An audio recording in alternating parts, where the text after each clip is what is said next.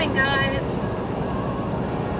Today on this episode it is me heading to Echuca to catch up with Raylene, a mate from basketball.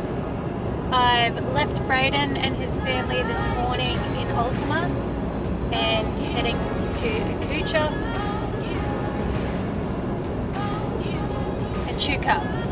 Echuca. I always mispronounce it. I could just call it Echuca, but Echuca. You never would have guessed what happened. So there was a right turn and I missed it. So I pulled off slightly to the side of the road to throw a Yui. Plenty of space. But they've had 50 mil of rain out here, which means the red dirt just turns to slop, to clay, to zero traction. The car just slid. The van came with it to an extent. I called my mate Braden to come and give us a hand. We snatched it. It just kept sliding. We got it straight and to a point. But she was stuck. It took us a good hour and a half. And we had four max tracks. It just, nothing was helping. And then, so we got it to a point with his car, my car, just dragging through this slush. Well, it's not even slush, it was just wet clay and it just sunk.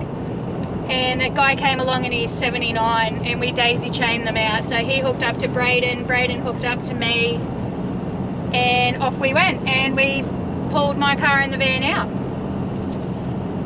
So I'm filthy, I'm covered in mud. You may not be able to see it, but I have mud everywhere. The floor mat on the driver's side is just,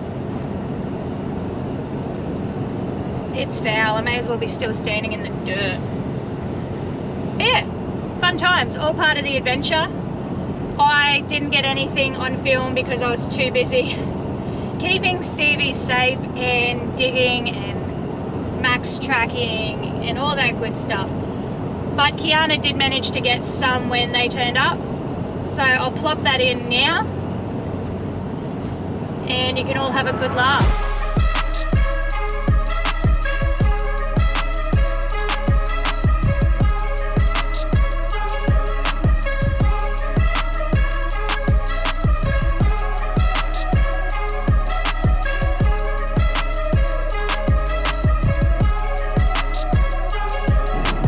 Get amongst the adventure like was. Good times. It was a bit of fun though. Braden and I had a good time really. It was just like our old army days. But I've never actually been bogged before. And I don't think my car would have gotten bogged, but with the weight of the van, it just sucked it down that much more. Old mate who helped us daisy chain me and the van out goes, head towards Barham. And I'm like, okay, cool. So I take the turn off to Barham and it's this dirt track. It is slippery and it is slop. I'm in four-wheel drive. I'm doing about 20k. It's slippery. I mean, the car slips and it falls into ruts. The van follows pretty well, but I mean, ridiculous. This is mental.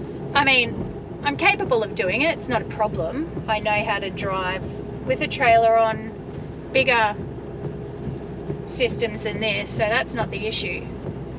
The issue is I have my daughter in the car, Stevie, and I'm not willing to risk her. I don't care about the van, I don't care about the car, but I have to make sure she is safe above all. And I mean, yes, I'm confident, but I'm not risking it. Talk about an adventure. Blimey. It's a good lesson to know.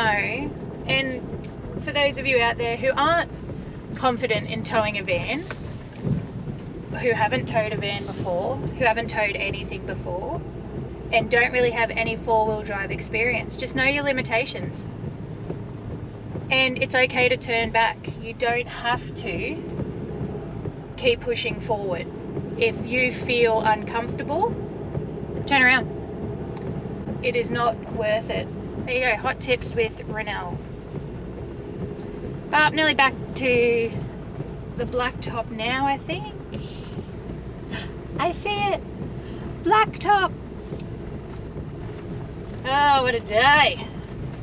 I'll check in later. We'll be somewhere. We'll be somewhere. G'day, g'day. We are at Wills Bend Free Camp. And that is the Murray right there. Not the Murrumbidgee, but the Murray. Check it out. There's some stairs there leading down.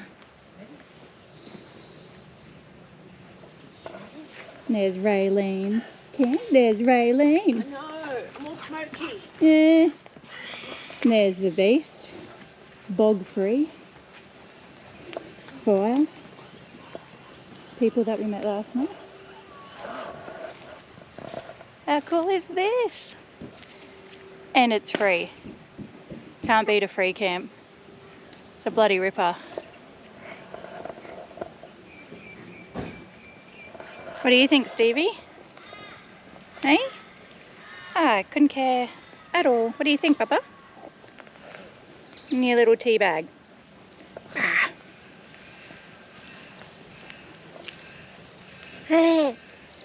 She's happy. Oh,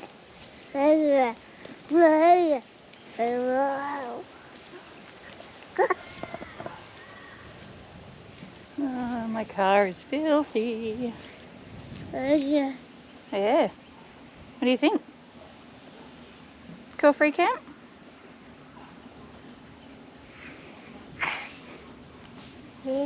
Yeah. She said yeah.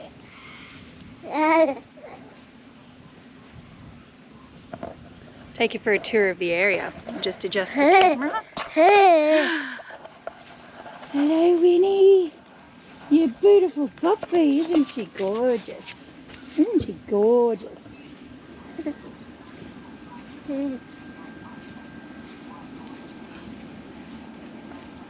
Raylene's a hunter-gatherer at the moment.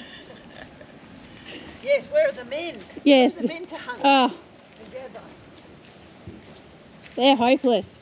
You got to do it yourself. Just kidding, guys. You go all right. See, what a cracker. There's a boat ramp so you can have your boat and everything here. It's fantastic. I love it. I was only going to stay last night to catch up with Raylene, and I got here quite late after the bogging incident. It's all part of the adventure, right? But Raylene's going to stay another day and another night, so am I. Yeah, Stevie's happy about it. Yeah. So we're going to stay because I love it. I'll leave you with the Murray. What a beautiful spot. Beautiful day. And a fire. Can't beat it. Free camping. It's where it's at. Ah, the beach. Wills Bend. Wills Bend Beach. Or is this actually Wills Bend? Yeah. Yeah, Number right. 1. Number 1. And what does Echuca mean? Echuca means in Aboriginal the meeting of the 3 rivers. So you've got the Campassie, the Murrumbidgee, and the Goulburn, isn't it? Yeah, the Goulburn and the Murray. The 3 rivers all meet at Echuca. And there you have it. Yeah. How good. Might come down here for a swim tomorrow, kid. I can plonk you on the beach under your little tent. Take that boat for a spin. Yeah, and the water's really good. Oh, looks It's all awesome. sand. How good's that? Don't let my phone fall in. I'd laugh. Yeah. What do you think, kid? Swim tomorrow when there's a bit sunnier? Hey? With your sunscreen face, hey? That wind's cold. Yeah, it does. And if you're wet, it'll go right through you. In the afternoon you'll see lots of ducks coming Aw. around. Never know, might end up staying here a few days, I think. Some more of the camp area. Drop toilet. At Will's Bend, yeah, and there's a drop toilet over there. There's 3 of them, is that right? Yep. Yep. So if you don't have your own loo, use that. There's no toilet paper, no sanitizer, no water. There you go. Just the toilet. Take all... BYO. Yeah, BYO everything. PPE. I think my loo's alright, I'll keep using that. Plenty of space though. We're going to walk back in that direction towards home, past a few other people. Yes, Stevie. So more camping right along the river. I have to say though, and I think Raylene would agree, that where we are is the best. Yep. It's quiet, it's flat. It's in the corner. It's in the corner, so you're private. By far, you nagged the best spot. And no pools, no puddles. Yeah, no puddles. No little dams. That's Lake Stevie. It's probably, yeah, it's probably the perfect depth for her too. You're not going in it, kid. Yeah. But everyone does it different. That's New setup, Mr. Bike Tourer, his tent. These guys live here. I mean, have a look at this green patch right here. That's where the grey water comes out. It's underneath his caravan. Yeah, Front of his caravan. that's lush green grass too. Over there. That's long. Yeah. So yeah, I think these guys live here. Or have been here for months. Yeah. Planted seed. Or a seed coming up. Yeah, that Seed of grass coming up from is mat. Yeah, they've been here for ages. Oh, no, haven't it? Oh, well, look at their spot. Right on the Murray. Yeah. No trees, so And full sun. it's free. Yeah. G'day, how you going? Close to town. Oh yeah. Yeah. I love that green grass right there. Yeah. Look how long it is.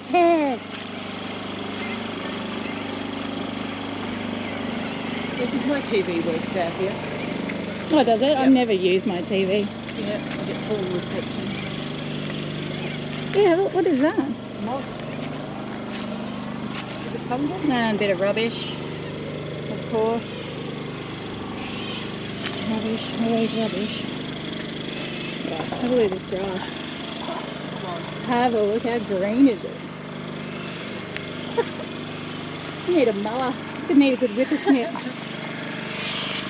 And then we're up in the distance, just there.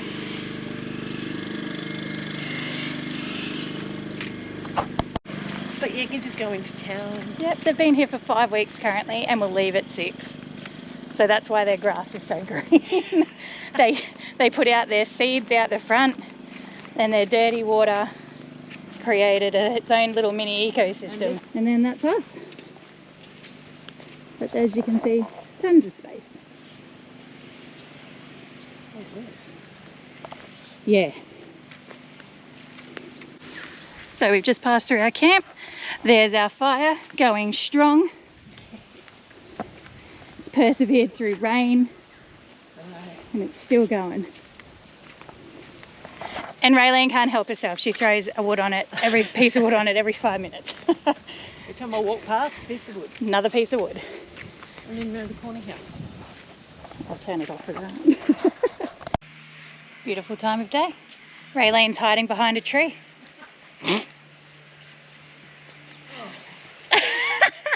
It's perfect timing. There she is. Had a thong blowout. Oh no, the worst. So it's a cracking time of day. We're set up by the fire.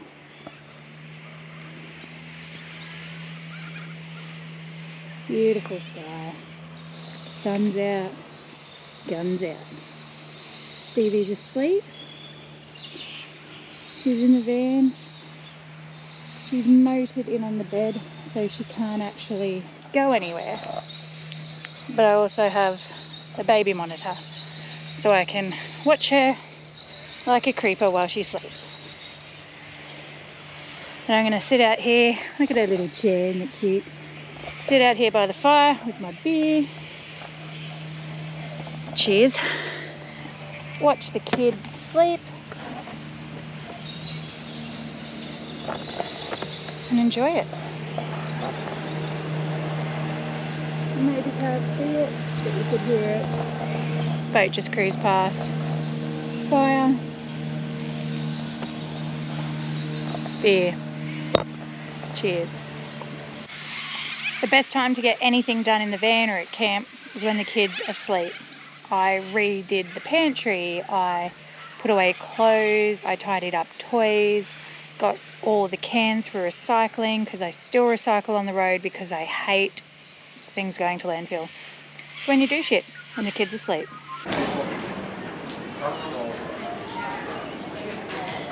How cool is that? So that's the Moria River in the background. It goes into the store as well, and this is the layout of the tent. It tells you where your churches are, some of the inns, the streets, the courthouse, the wharf. How cool.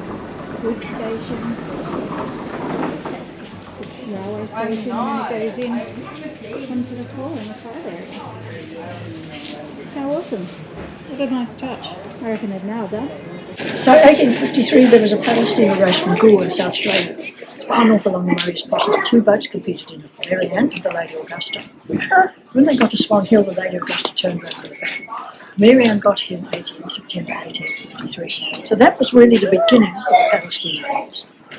Because they suddenly realised this was an ideal spot for takeoff because you've got your Murray River Darling Basin all going through. That's where the paddle steamers could cruise while the rivers were running. A huge amount of area. Because in the early days, if somebody in Burke ordered something from Melbourne, it had to go by bullock wagon. It would take 2 or 3 years to get there, if they were lucky. Paddle steamer, once they got the railway line in 1864, it would only take 2 or 3 months as long as the river was running. Echuca, the rail came in 1864, expanded 1873 to 1879. Bogged to Adelaide, very important, because until then they had to go to Goole. Before you get to Goole is Lake Alexandrina. Shallow, windy, dangerous. You have to carry the goods over the hills or sail them. Beginning of the end of the paddle steamer days. When the rail went from Burke to Sydney. When you're driving a paddle steamer, the only control you've got is the water going past your road. Upstream is much easier than downstream. Coming downstream, especially on a high river, is very, very dangerous. The water's going faster than the boats. So it's like sliding on ice. And they're towing 3 barges behind them. Of course, the barges are trying to catch up. So paddle steamers have a flat bottom and only draw 45 to 50 centimetres. That's all that's in the water. So the barge masters have got a rudder at the back so that they can zigzag as they're coming downstream, so they don't hit the paddle steamer. Very, very clever, innovative people in the business. They knew what they were doing, and they did it very, very well. However, they wouldn't listen to the Aborigines as far as food sources were concerned, your leaves and fruit and berries and things like that. A lot of them died of scurvy. Others died of poisoning, of course. I mean, they could shoot the animals, but they didn't know what else to eat. If they'd only consulted, things would have gone on. But they believed in those days that they were savages, and that was all there was about it, unfortunately.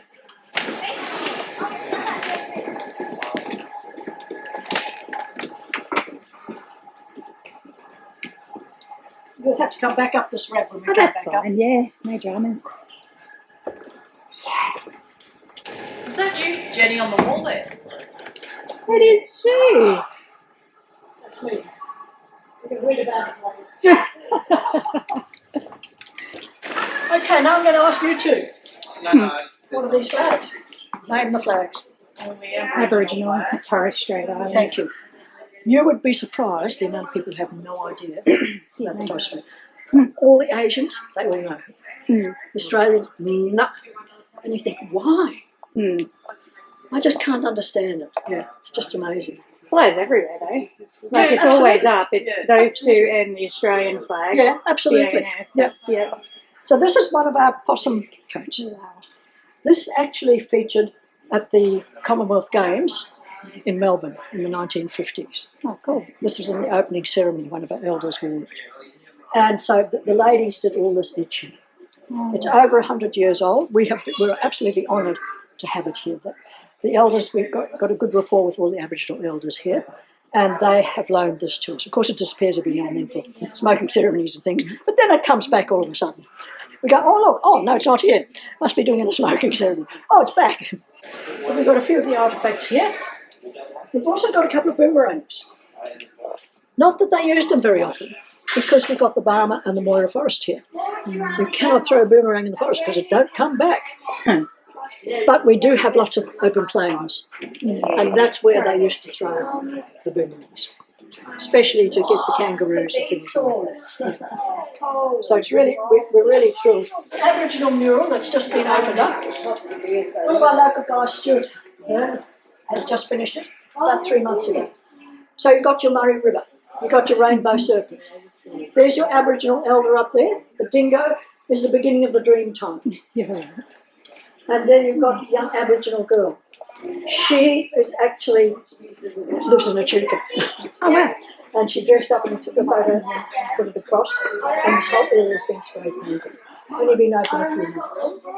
I thought he did a brilliant job. With all the scales on the serpent.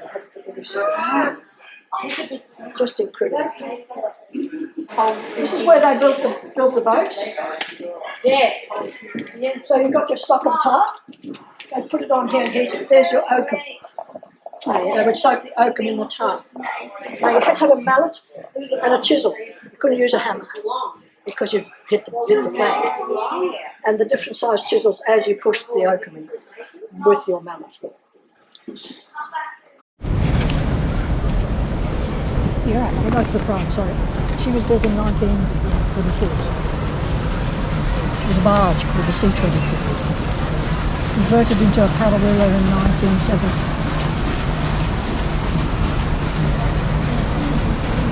Now she has been sold. She's going up to Queensland. She's going to be a houseboat. Yeah, right. She'd make a great houseboat. She's got a bar and everything in there. Big enough. Carries 100 people. Good party boat, then. Absolutely. Party, look out.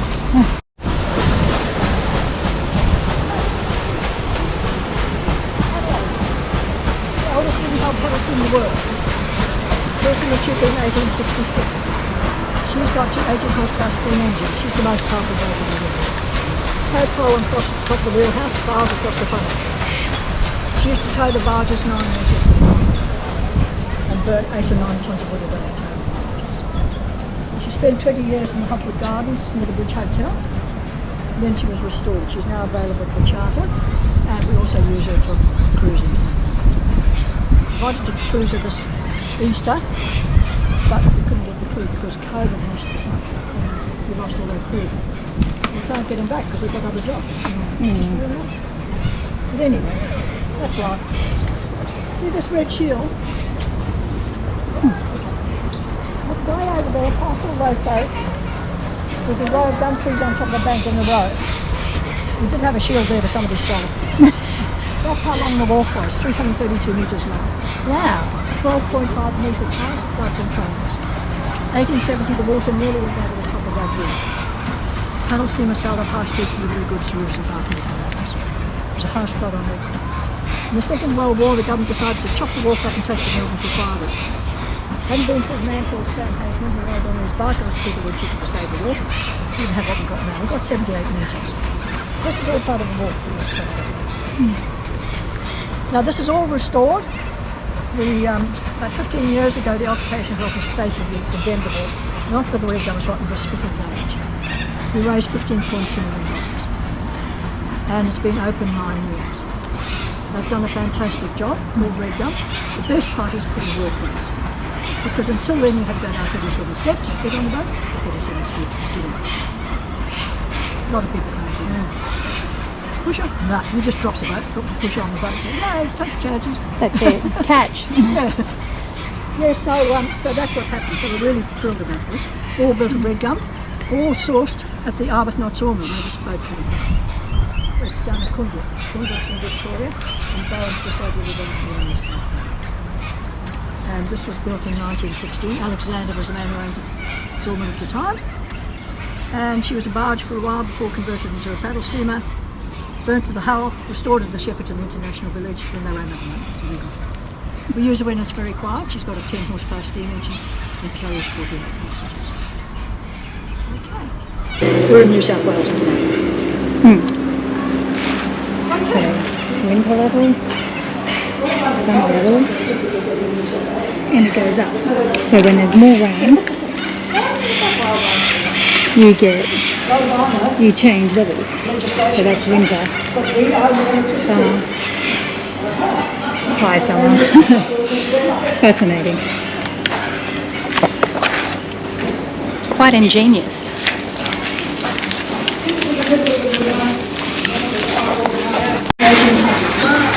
We managed to save as many as we could. The rest of this is all new record. If you look at these logs, they've all got dates on them. Oh, 9/11, that's a new log. Because red gum doesn't grow straight. Very hard to get the right circumference as well. So it took quite a few years to get the amount of piles to do this. And then you had to get your height. Unfortunately, some of them weren't tall enough, so we had to use concrete and steel. Some of them we could push all the way down. In the early days they used to man them down with a steam-driven pile. No electricity in those days. But it's built exactly as it was in 1860.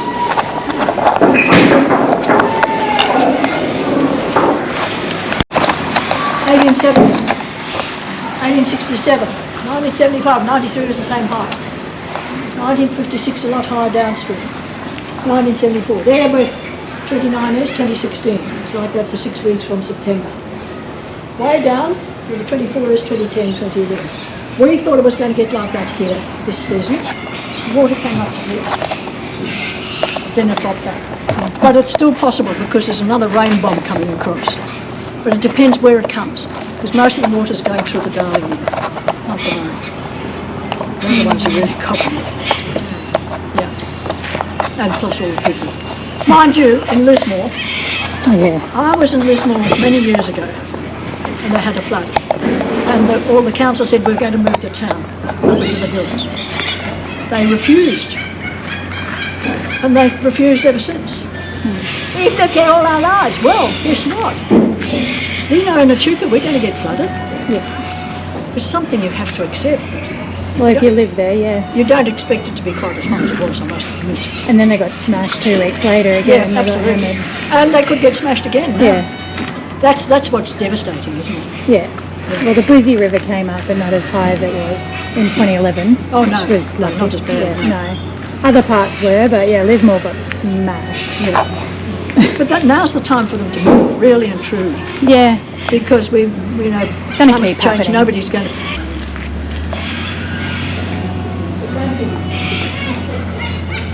It's incredible. What a massive structure. Houseboats. Now this silt was from the 2016 High River. We did get a dredge to try and get rid of it, but it didn't work. We were hoping the river would come up enough to wash it away, but it didn't. So we just don't know what to do next. Wait. Yeah. Wait for a big rain. Yeah, absolutely. That boat just coming up with Mary Ann, she's a cruising restaurant. By the hotel. Oh, nice. I don't like it because she's not a paddle steamer, but she's got a chef on board the meals and nights. And you have a good beer with it. It's just not my kind of thing. It's not the same. I'm a traditionalist. But they do have lovely meals. But this is 1993, isn't it? So I was here for that. I was working at the bowling club. And we chartered a plane to fly over. The boss wouldn't let us all go on one plane in case it crashed. Oh. But it was fascinating. The water was underwater all the way up to Damma. Oh, wow. The whole area was underwater. Absolutely fascinating. How long did the water lie around? For about nearly 2 months. Wow. It dropped, the river dropped, and then it started draining off. There was a lot of silt and stuff. Yeah. That's crazy levels.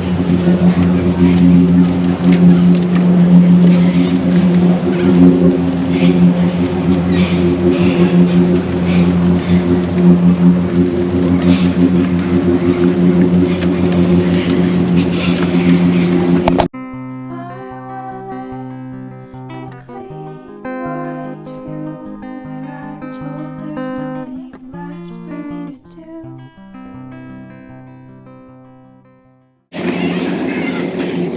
when the river was running, there'd be 20 or 30 boats of barges loading and unloading every day.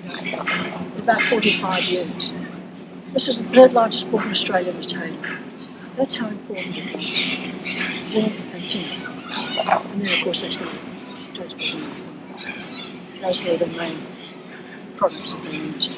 That's a tyre shrinker. That was used because when the wagons were built, the wheels were timber was worn. By the time they dry and shrink, you have to take the rims off. These all came. This one came from SBC. Used to wash the cans, steam driven. All these are steam driven.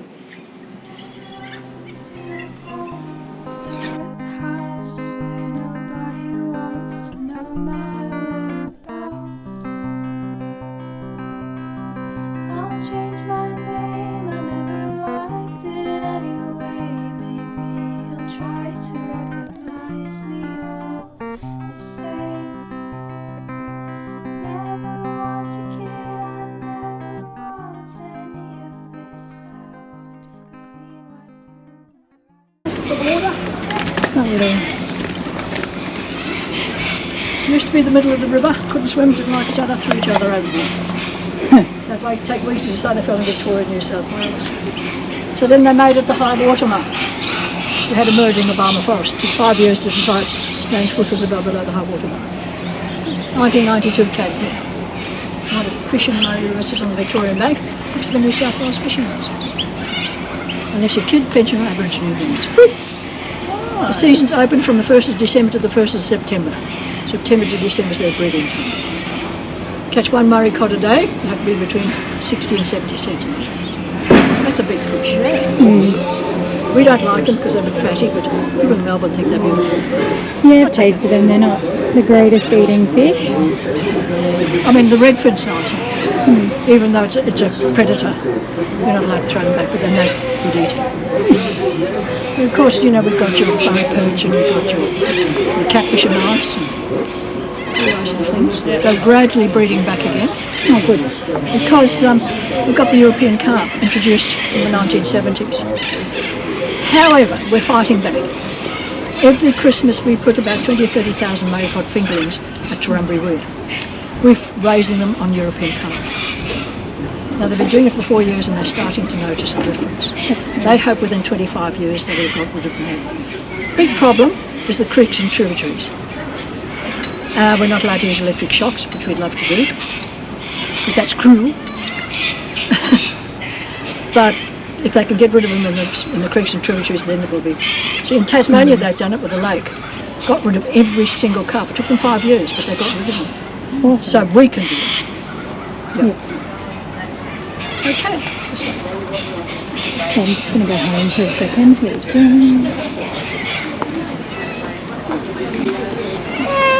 It's alright, darling. You can stay asleep. Oh, bless you.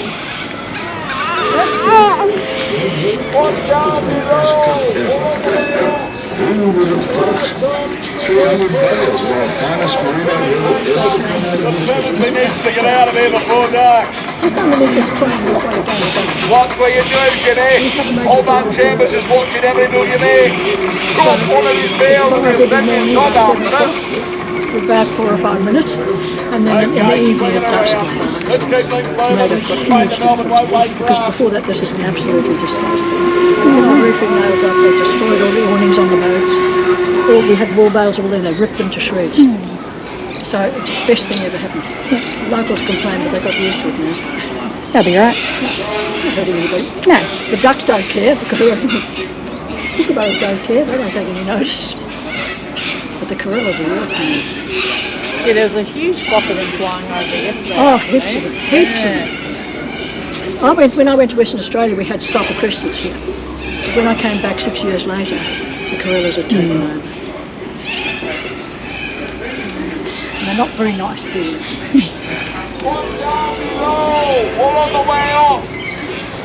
lights on. Stop playing along. It must have been a grand occasion. And it was a greatest, by far the biggest event in Echuca's history up to that point. Not happy. Stay with me in the garden there, George. You don't venture out and go.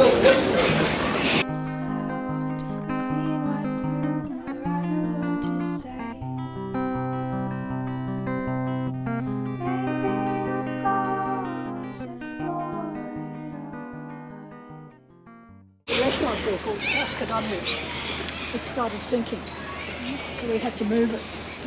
We got permits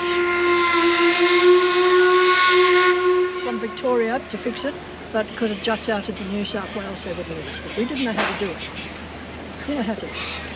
But luckily, one plus of COVID, they had to employ people, and it got fixed. They did a brilliant job. They put piles down 9 metres, poured concrete down them, stabilised the whole area, put the walkway here, put red gum along there. Absolutely amazing. Best thing that's happened was COVID for COVID, one of the best things. Yeah.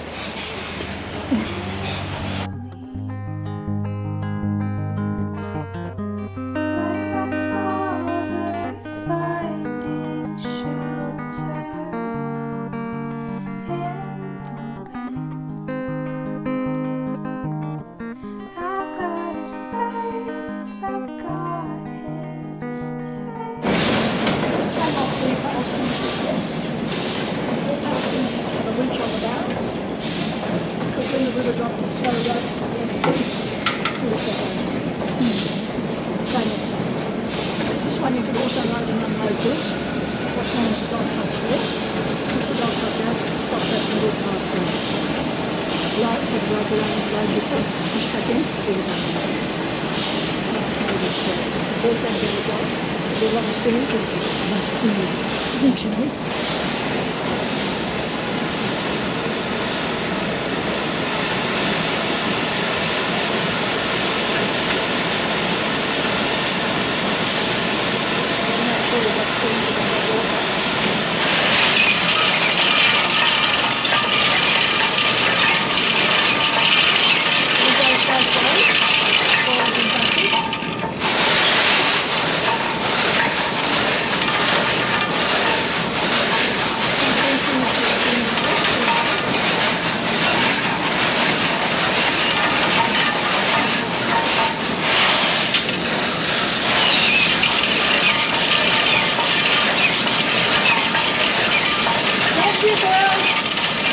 Thanks, Bill. How awesome is that?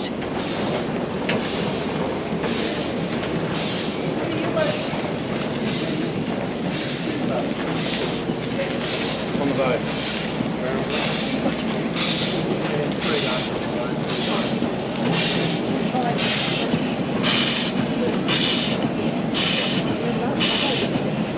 Just reminds me of the scene on the Titanic with the big skeletons.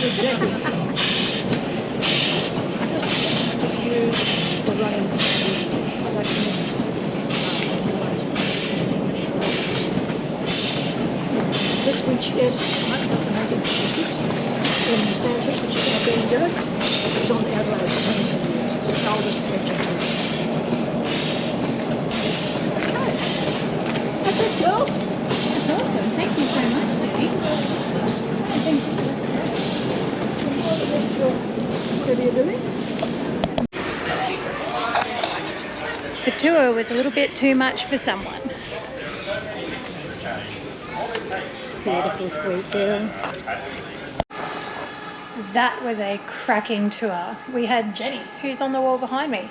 She's actually a skipper of the paddle steamers, and she drove jet boats in WA. What a legend. You can read all about her here. But I recommend if you come to Echuca, and you should definitely do the guided walking tour. And I'll let you know how the After Dark tour goes tonight. I think it's still going to be awesome. There you go. What a legend. The second woman to be a captain on one of the paddle steamers. Good on her. Pioneer, paved the way. Jenny Watson. So a very fine evening to you all and welcome to the Port After Dark. My name is Joel, Bluey rather, and tonight I'm here to tell you all some stories. We like stories here at the Port. If you come through during the day and do the daily guided tours, you'll hear lots of stories about how Echuca was a wonderful, thriving town with people coming from all over, how people were successful, happy, hard-working, and they built wonderful lives together and grew a great country and probably had lollipops every day. And those are the kinds of very nice stories we tell during the day. They're not the ones we'll be covering tonight.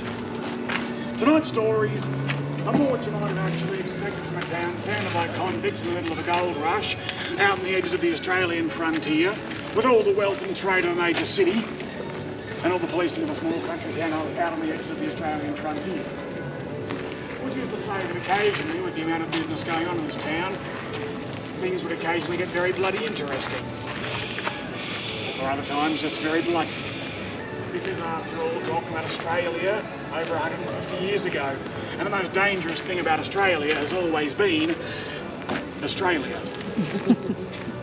And all these lovely stories somehow fail to mention the 5 or 6 corpses found floating down the river every week. Not an exaggeration. Not all tonight's stories will focus around doom and gloom, of course. We're here to talk about some of the shenanigans Echucaites got up to. Now, occasionally that might mean a bit of a scuffle in a back alley. Occasionally it might mean an entirely different kind of scuffle altogether, but we'll get to that. You can hardly believe it now, but Echuca was legitimately recognised back in those times as the single biggest trading post in the entire southern hemisphere. Echuca had 78 licensed pubs. One of them in particular, unfortunately, the Star Hotel. Now this pub had been here all the way back since 1866, one of the older pubs in town. The original pub didn't look anything near this nice, of course. It was a little barton mud hut. But it was a pub, it sold beer, it's across the road from the wharf where there are sailors. It was what you call a recipe for success. The owner originally was a young local bloke who'd grown up in the area, but he wasn't the owner after a couple of years because he gave the deed and licence to his wife on their wedding day. Sort of as a gesture to say, I'm putting you in charge of our future together. And a young couple with a well-located business in a growing town, their entire life was looking uphill. With one notable exception, that being the father of the bride. He was what you might refer to as a massive prick. Now normally I would be more subtle and polite with my language. I'm not going to, because seriously, he was a massive prick. If you couldn't turn a fight with one of the other patrons, he's across the bar from his own son-in-law. You are scum, and my daughter is the princess, and you don't deserve it. Really classy. And if that wouldn't get a reaction, he'd drink up a nice big tab, think around 7 or 8 pounds, which is about $90 by today's standards, and then just walk. Family doesn't pay. What do you do, call the cops on her dad? One night, however, it came to a head. After a few bottles of liquid inspiration, the old man decided he was going to show the whole town how worthless his son-in-law was. And he'd show them by ruining his business. And he'd ruin the business by burning it down. So he came back one night after the pub had closed and set a fire. Of course, a young couple recently married didn't exactly own a mansion across town, as was often the case back then and often still is today. One of the rooms out back of the pub of a small country town, that's the owner's bedroom. The building's also their home. Which means his brilliant plan, had it all gone off without a hitch, would have ended with his son-in-law and daughter moving in with him. However, the plan did not go off without a hitch. Because when he set fire to the building, his daughter was asleep inside. And although her husband did carry her out, she was killed by the smoke. And the old man would go on to die in jail for the murder of his own daughter. Flocker Liz's boarding house. And yes, boarding houses in exactly the quote marks you're imagining. Rented by the hour. We believe the name Flocker Liz was her trying to call herself the French term Fleur-de-Lis and just didn't know how to pronounce it. What we do know is she was eventually called up before the local council on charges of running an unlicensed brothel. And we know you're doing it. You've had 4 piano-playing girls this month. Yes, so you don't own a piano, Liz. That is an actual quote from the court transcript. She eventually said, fine, it is a brothel, and every member of this council has been in the last month. And that is how Flocker Liz's boarding house became the only legally licensed brothel in Australia. Incidentally, one of the only places in town you couldn't buy a beer. They served Liz's homemade sarsapas there instead. 2 very good reasons for it. 1, don't get the punters drunk so don't rough up the girls. Fair enough. And 2, if you ever try really strong sarsaparilla, that aniseed flavour is like liquid licorice. She made her stuff really strong, coated the back of the throat. So when you took a sip of this, that aniseed was all you're going to smell and taste for the next hour. And I will leave all of you to imagine why the owner of a brothel would want to kill her client's sense of smell. Anyway, let's go this way. I love the river at night. I love it during the day, of course, don't get me wrong. I think the Murray River is one of the most beautiful places in the world. But this is what I grew up with. My family farm's about a 40-minute drive, which means living on the edges of the biggest red gum forest in the world, the Damma bush. I think I probably spent more weekends in a swag out by the river than in my own bedroom when I was a teenager. The Damma forest is nearly 1,000 square kilometres all told. The origins of the Murray alone, there's so many variations. I'm guessing most of us have probably heard of Regalia, the great rainbow serpent that crawled across Australia. Yep.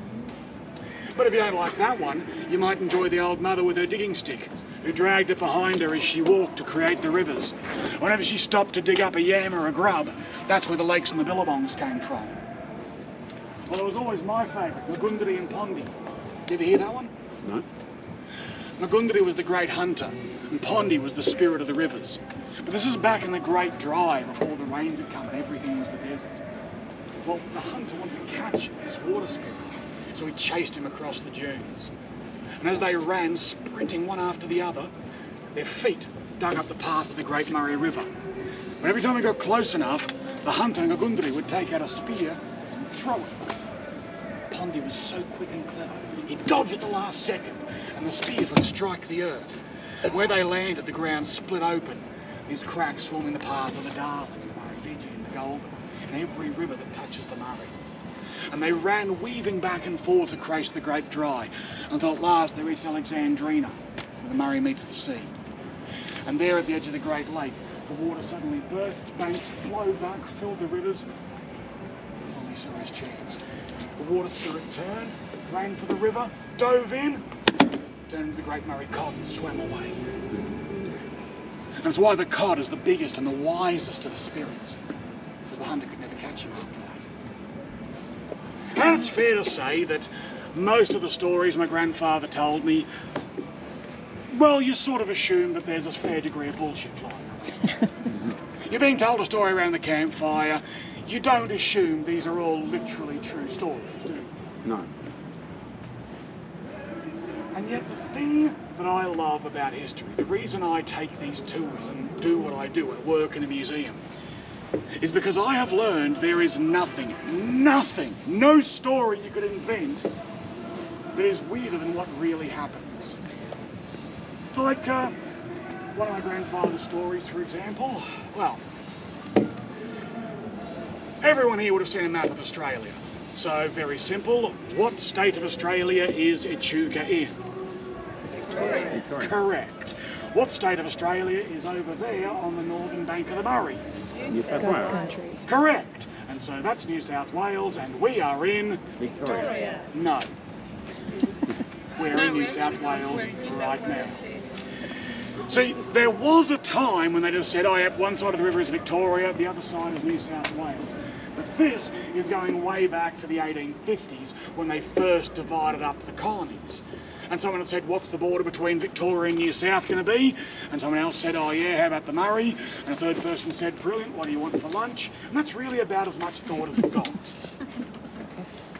But years later, one of the paddle steamers was out on the river, and one of the passengers took out a gun and shot another passenger in the head.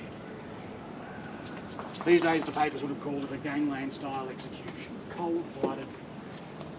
And the killer then just sat back down, made no attempt to escape, to hide the murder weapon, to dispose of the body, to chase off witnesses, anything.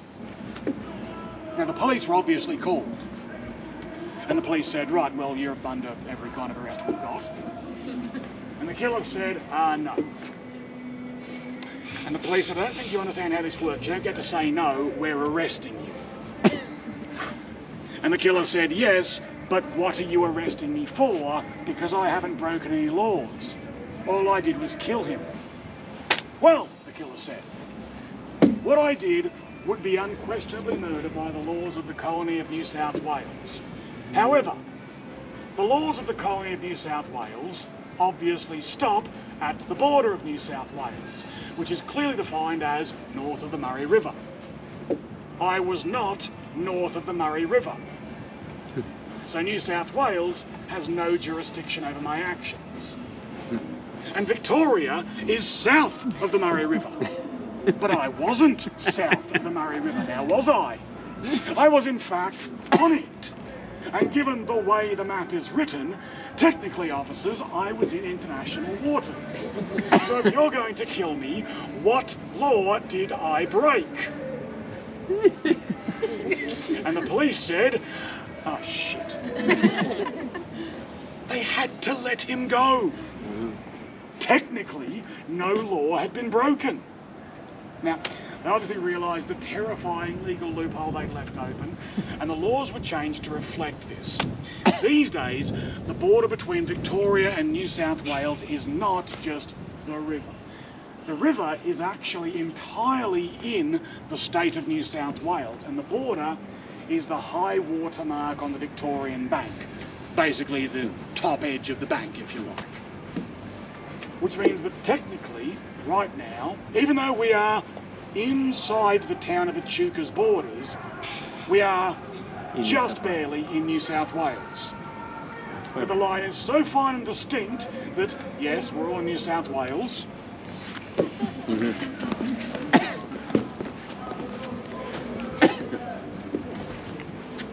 Hello from Victoria. That little white line on the wall there between those flags, measured down to the inch by a team of surveyors to make sure we got it right. That exactly is the border. And the best thing about that story is that every single word of it, I promise you, is completely true. And I would dearly love, if I could, to see my grandfather one last time and just tell him, how the bloody hell was that the story that wasn't bullshit?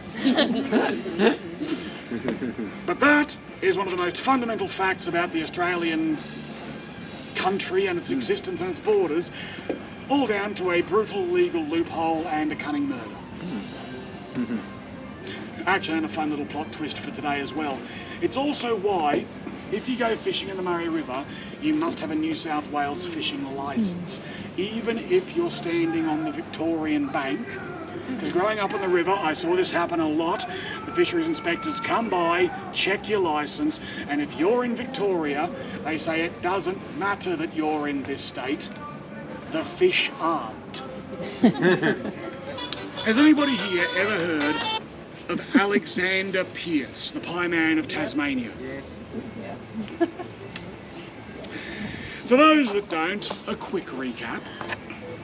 Alexander Pearce was an Irishman arrested for the crime of stealing half a dozen pairs of shoes. Because he was Irish, and he'd done damage greater than £5, he was sentenced to transportation. We're not talking a criminal genius here, guys. He smashed a window and nicked some boots for his kids. But he got caught, and he came to Australia. He did not however, go to a prison for the next 40 years. He was, for obvious reasons, considered to be a relatively harmless prisoner, and so he was sent to a work camp. Now, in some cases, this could be a mine or a quarry or a farm or a factory. For Alexander, it was a sawmill out the bush. Now, this sawmill did not have walls and fences and armed guards with rifles.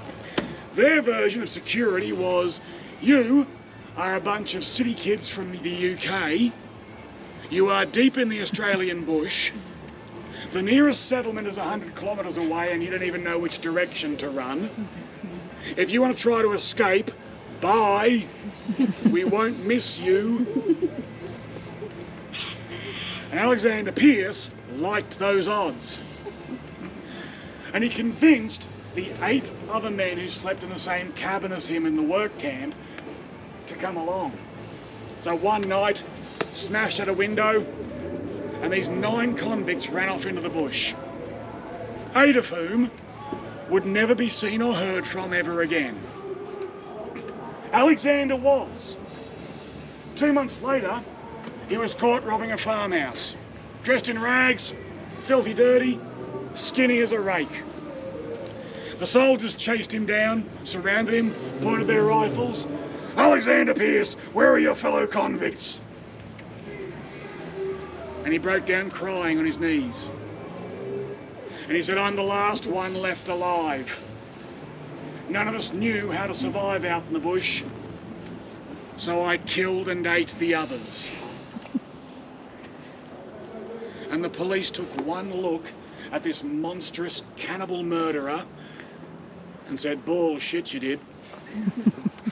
Didn't believe a word of it. You, skinny little Irish shoe thief, overpowered, murdered and devoured 8 other grown men. Quick question, bloody how? I mean, they were all there. I'm assuming they didn't want you to do it. Did none of them fight back? Did you have a gun? What happened? They thought clearly this story is ridiculous. They saw through it like a window. Alexander's mates were in a cave out in the bush. He'd made up the story to try and say, oh, don't go looking for my friends. They're dead, yes. Still, while nobody believed his story, there is no question Alexander Pierce was a man who had escaped from prison. So, no more cushy work camp for you. He was sent to Sarah Island off the west coast of Tasmania. Anybody familiar? Yep. Again, for those who aren't, it's a proper prison, walls, fences, armed guards, and in case you missed the name, it's an island. Basically, if the UK didn't like you, they sent you to the bad island that was Australia. If Australia didn't like you, they sent you to the bad island that was Tasmania. If Tasmania didn't like you, they sent you to the bad island that was Sarah Island. This was a proper prison. Alexander had no way to escape from this, and he remained captive at Sarah Island for almost the entirety of the next fortnight. See, he couldn't escape, but by sheer coincidence, some other convicts were planning an escape from Sarah Island when he arrived. And when he did, they said, right, here's this bloke with a track record of prison escapes, an expert in bush survival. He'd be good to have on the crew, wouldn't he? And they asked him if he wanted to come along. And staring in the barrel of 40 years in prison, he said, bloody oath I would. So one night, they broke out of the prison, and with whatever tools they could strap to their bodies, they swam all the way to mainland Tassie, which is a hell of an accomplishment. And when they got there, they were obviously exhausted. And they said, right, survival expert, what do we do? He said, okay, we need to warm up, we need to rest, we need to eat, we need to have shelter. I said, okay, well, we've got some tools, we can find some shelter and light a fire and warm up, but we didn't bring any food with us. Alexander said, yes, we did, and took out an axe. He was found several days later with a bag full of heavily chewed human remains. He apparently had developed a taste for it. This time, when he went back to prison and confessed to being a murderous cannibal, by an amazing twist, they believed him for some reason. I like to imagine a letter being written to those first soldiers. Dear fellas, do you remember the guy you said wasn't a cannibal? We have a funny story for you.